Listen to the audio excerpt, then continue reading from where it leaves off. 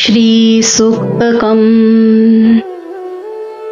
ॐ हिरण्यवर्णां हरिणीं सुवर्णरजतस्रजां चन्द्रां हिरण्मयीं लक्ष्मीं जातवेदो म आवह।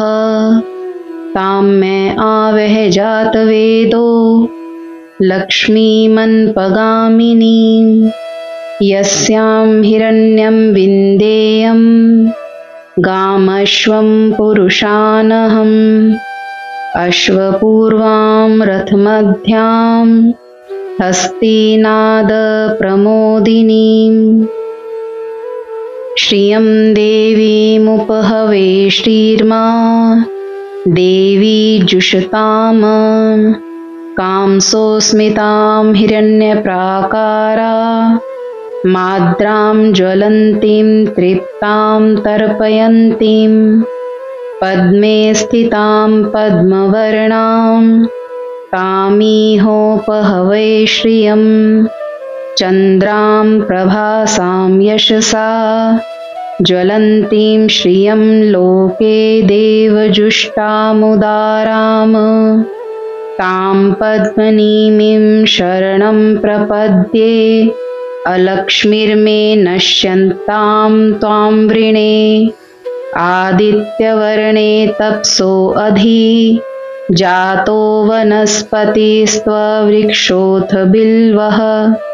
तस्य फलानि तप्सानुदन्तु या अन्तरायाश्च बाह्या अलक्ष्मी। उपेतु मां देवसखः कीर्तिश्च मणिना सह। प्रादुर्भूतोऽस्मि राष्ट्रे अस्मिन् कीर्तिं ऋद्धिं ददातु मे। क्षुत्पिपासामलां ज्येष्ठाम् अलक्ष्मीं नाश्यामहयम्। अभूतिम् असमृद्धिं च सर्वानिर्णुद मे गृहात्। गन्धद्वारां दुराधर्षां नित्यपुष्टां करीषिणीम्। ईश्वरीं सर्वभूतानां तामीहोपहवै श्रियं। मनसकामम् आकुतिं वाचः सत्यमशीमहि। पशूनां रूपमन्नस्य मयि श्रीः श्रयतां यशः। कर्दमेन प्रजा भूता मयि सम्भव कर्दम। श्रियं वास्य मे कुले मातरं पद्ममालिनीम्। आपः सृजन्तु स्निग्धानि चिकलितवस मे गृहे। नीचदेवी मातरं श्रियं वास्य मे कुले। आर्द्रां पुष्करिणीं पुष्टिं पिङ्गलां पद्ममालिनीं। चन्द्रां हिरण्मयीं लक्ष्मीं जातवेदो म आवह। आर्द्रां यः करिणीं यष्टिं सुवर्णां हेममालिनीं। सूर्यां हिरण्मयीं लक्ष्मीं जातवेदो म आवह। तां मे आवह जातवेदो लक्ष्मीमन्पगामिनीं। यस्यां हिरण्यं प्रभूतं गावो दास्यो अश्वान् विन्देयं पुरुषानहम्।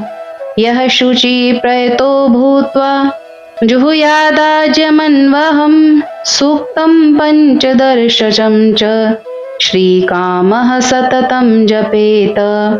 पद्मानने पद्मविपद्यपत्रे पद्मप्रिये पद्मदलायताक्षि।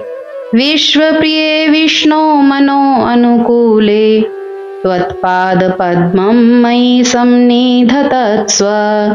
पद्मानने पद्म ऊरु पद्माक्षि पद्मसम्भवे। तन्मे भजसि पद्माक्षि येन सौख्यं लभामयम्। अश्वदायि गोदायि धनदायि महाधने धनं मे जुषतां देवी। सर्वकामांश्च देहि मे।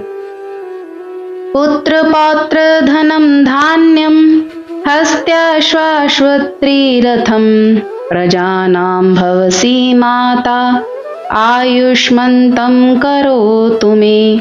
धनम् अग्निर्धनं वायुधनं सूर्यो धनं वसुः धनमिन्द्रो बृहस्पतिर्वरुणो धनम् अश्विना। वैन्ते सोमं पिबतु वृत्रः सोमं धनस्य सोमिनो मह्यं ददातु सोमिनः। न क्रोधो न च मात्सर्यं न लोभो न शुभामति भवन्ति कृतपुण्यानां भक्त्या श्रीसूक्तजापिनाम।